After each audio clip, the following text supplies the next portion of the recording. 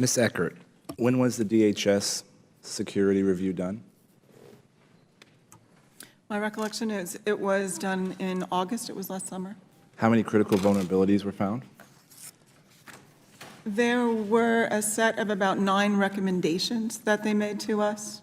So you don't know how many critical vulnerabilities were actually found? It was a penetration type test, Yeah. so it wasn't that they were looking for specific How long have you been software how long have you been the CISO? 3 years. 3 years, and you have a qualified, and Ms. Colvin, I want to start with you on a comment. You're right, y'all did the right thing by getting a third party to come in and test your systems. That's a good best practice, but y'all approached this hearing absolutely wrong. You should have came in here and said, listen, we have X number of critical vulnerabilities from August of 2015, and that these are the steps that we've taken to mitigate all of these actions. And this information was given to the second group of people that came in and did another security evaluation. And you're talking about how you're not properly capitalized, but look, you guys have saved $300 million in IT savings by doing things properly. Good work.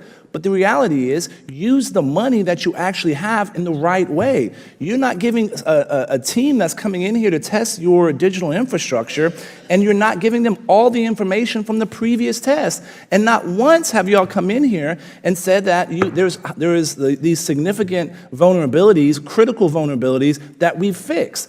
The DHS team was able to escalate privileges once they were inside their system and take control of your entire system. That's a big deal, right? And the fact that in none of y'all's testimony do you mention this, and that and then you have the audacity to say that Social Security meets all of the cross-agency priority cybersecurity goals. Somebody was able to sit on your system and take complete control over it. I wouldn't consider that to be I wouldn't pat yourself on the back for being able to perform that. And you're the CISO, and you don't know how many critical vulnerabilities that there were in a report that was done, in a test that was done almost a year ago? Please. We report our vulnerabilities monthly to the Department of Homeland Security. Every month, the number So what are you doing to fix it? We have very many different things that we do. You have very many different things? It is a holistic, integrated approach.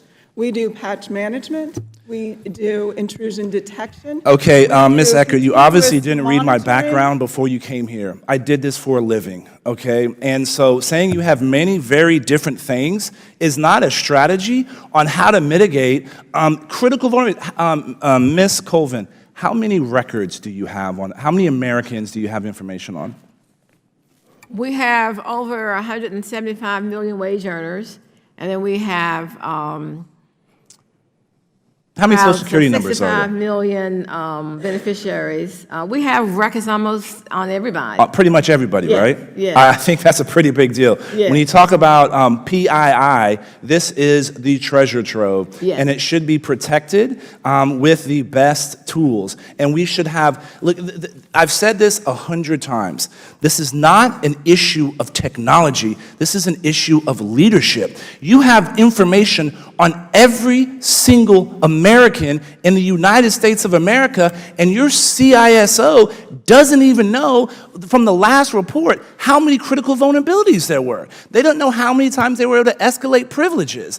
And then the other group that's coming in, and you're doing a best practice, you're not sharing that information with the IG, and our subcommittee, our staffers had to inform the IG of this information. This is absolutely ludicrous. And the reason we have all y'all here is because it stops with you, right? This is your responsibility. This is you got to make sure this happens. And if I was you, I hope you have some very uncomfortable conversations with your CIO and your CISO, because this is basic information that they should know.